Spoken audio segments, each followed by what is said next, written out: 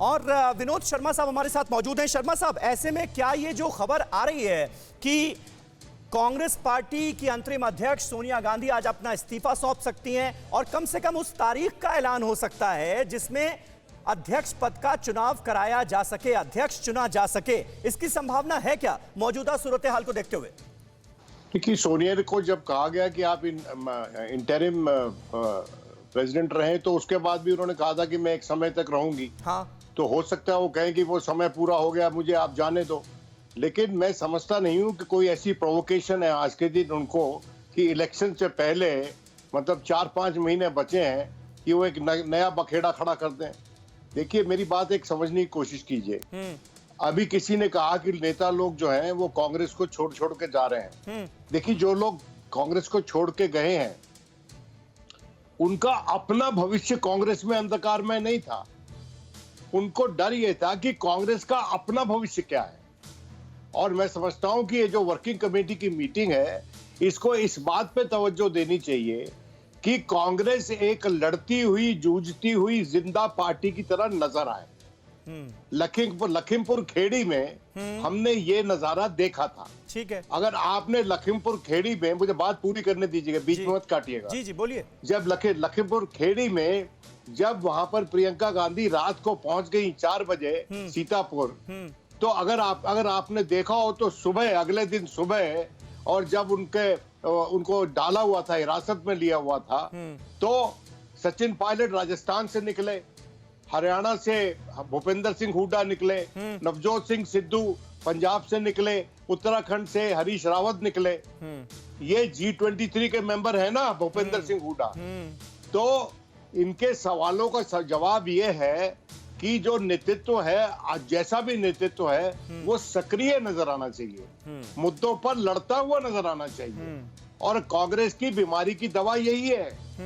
आप ट्विटर पे राजनीति नहीं कर सकते, फेसबुक पे राजनीति नहीं कर सकते, आप नदारद नहीं रह सकते राजनीति में। राजनीति में एब्सेंटिज्म जो होता है वो खुदकुशी वाला तरीका होता है। खुदकुशी करने जो जाते हैं उनको ही एब्सेंट होना पड़ता है। तो अगर आज के दिन देखिए, ये वर्किंग कमेटी अनाउंस हुई लखीमपुर खेड़ी के बाद, आप समझिए, तो उस वक्त अभी जो लग रहा है। आपने जिस एक्टिवनेस का जिक्र किया उस पर प्रोफेसर संगीत रागी भी कुछ कमेंट करना चाह रहे हैं। रागी साहब, अगर एक्टिव नेतृत्व है तो फिर यह सवाल ही क्यों खड़ा किया जा रहा है कि नेतृत्व कौन होगा?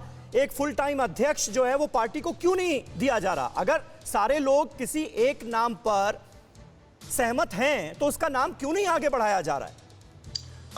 देखिए समीर जी, एक जंगल की कहानी मुझे याद आ जाती है, जिसमें एक बंदर सुबह से शाम तक अपने मित्र को बचाने की कवायद करता रहा, लेकिन उसमें एक डाल से दूसरी डाल, दूसरी डाल से तीसरी डाल, लेकिन बाघ के शिकंजे में फंसे हुए आदमी को वो छुड़ा पाने में असमर्थ रहा। और जब मित्र ने पूछा तो कहा कि देखो, मैं प्रयास तो कर ही रहा हूँ। 22 साल से राहुल गांधी और प्रियंका गांधी के नेतृत्व का विज्ञापन चल रहा है। आप विज्ञापन के भरोसे किसी को नेतृत्व नहीं सौंप सकते, उसमें नेतृत्व की कला होनी चाहिए। आप देखिए, राहुल गांधी एक पिटे हुए व्यक्ति हैं, वो एक पिटे हुए राजनीतिक हैं। पिछले इलेक्शन में, चुनाव में वो कौन सी ऐसी भाषा और कौन सी ऐसी मर्यादा उन्होंने छोड़ दी जिसमें वो एक्टिव नजर नहीं आए। प्रधानमंत्री को गाली गलौज से लेने से लेकर के सारे जगह एक्टिव ही नजर आए। निष्कर्ष क्या निकला? निष्कर्ष ये निकला कि कांग्रेस अपने राजनीतिक इतिहास की सबसे गंभीरतम पराजय का सामना उसको झेलना पड़ा। सबसे गंदे पराजय का सामना उसे लोकसभा के 2019 के चुनाव में देखना पड़ा। कांग्रेस आज 6 राज्यों के अंदर शून्य पर है, वहां पर एक भी विधायक उसके पास नहीं है। कांग्रेस जहां भी तीसरे नंबर पर जाती है, चौथे नंबर पर जाती है, वो कभी भी दूसरे नंबर और पहले नंबर की तो बात ही छोड़ दीजिए, कहीं भी वो दूसरे नंबर की पार्टी बनकर के आने की उसकी हैसियत और क्षमता नहीं रह गई है।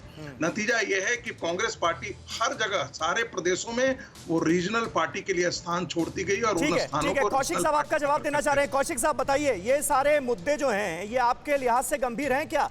ठीक है, यूपी में गंभीरता से आप आम लोगों की लड़ाई लड़ते हुए नजर आते हैं, लेकिन स्ट्रैटेजी पर सवाल उठ रहे हैं। और आपने खुद कहा कि राहुल गांधी सारे फैसले ले रहे हैं, तो अब राहुल गांधी अध्यक्ष बन भी जाएंगे तो कांग्रेस पार्टी में क्या बदलेगा? देखिए, राहुल गांधी जी को अध्यक्ष पद से इस्तीफा देने के लिए किसी ने कहा नहीं था, किसी ने कोई मांग नहीं की थी पार्टी में। लेकिन उन्होंने खुद इस्तीफा दिया था। उन्होंने इस्तीफा क्यों दिया था कि जिस ऊर्जा के साथ, जिस मेहनत के साथ वो काम कर रहे थे, उन्हें उस तरह से कुछ और जो साथ मिलना चाहिए था नेताओं का पार्टी के अंदर, वो नहीं मिल पा रहा था। तो उन्होंने नैतिकता के आधार पर एक जिम्मेवारी लेते हुए कि भी चुनाव में जो हमें परिणाम मिलने चाहिए थे वो नहीं मिले, उसके लिए मैं जिम्मेवार हूं, और इस्तीफा दे दिया। हाँ। लेकिन पार्टी की स्थिति क्या हुई? हमने भी उस समय कहा था कि राहुल जी के इस्तीफा देने के बाद में परिस्थितियां बदलेंगी नहीं बल्कि और खराब हो जाएंगी। वही हुआ है। आज देखिए हालात क्या चल रहे हैं पार्टी में। आज देश भर के कार्यकर्ताओं की एक ही राय है कि राहुल जी को दोबारा जिम्मेवारी कौशिक संभालनी साहब, चाहिए। ये राय तो इससे पहले भी सैकड़ों बार जाहिर कर चुके हैं आप, लेकिन ये रिलक्टेंस क्यों नजर आ रही है? सवाल ये है, जो मौजूदा अंतरिम अध्यक्ष हैं वो इस पद पर टिके रहने के लिए तैयार नहीं, राहुल गांधी अध्यक्ष पद स्वीकार करने के लिए तैयार नहीं। ये रिलक्टेंस जो है ये तो राजनीति में घातक साबित हो सकती है ना, ये तो जानते होंगे आप। देखिए ऐसा कुछ भी नहीं है। अभी तक जो निर्णय हो रहे थे सोनिया जी के आदेश से ही हो रहे थे, राहुल जी की सुपरविजन थी उसमें, इसमें कोई शक नहीं है। और जिम्मेवारी होनी भी चाहिए राहुल जी के लिए इतनी तो। अब हो सकता है कि कांग्रेस कार्यकर्ताओं की आवाज को देखते हुए सोनिया जी राहुल गांधी जी को जिम्मेवारी दे दें। हाँ। और मैं आपको एक विश्वास दिलाता हूं जी। कि राहुल जी की जिम्मेवारी संभालते ही कांग्रेस में एक नई कांग्रेस आपको नजर आएगी, एक नई ऊर्जा आपको नजर आएगी। और बीजेपी इसी बात से चिंतित है। आप देखिए जिस तरह से उन्होंने किसानों को लेकर नहीं, अच्छा, प्रदर्शन यही मैं किया। आपसे जानने की कोशिश करूंगा कि नई कांग्रेस कैसे, यही मेरा सवाल था, क्योंकि राहुल गांधी तो अध्यक्ष रह चुके हैं ना, अध्यक्ष तौर पर काम कर चुके हैं। तो अब राहुल गांधी अगर दोबारा अध्यक्ष बनते हैं तो नई कांग्रेस कैसे? न्यूज़ टॉप 9 रोज सुबह 7 बजे और शाम 7 बजे सिर्फ TV9 भारतवर्ष पर।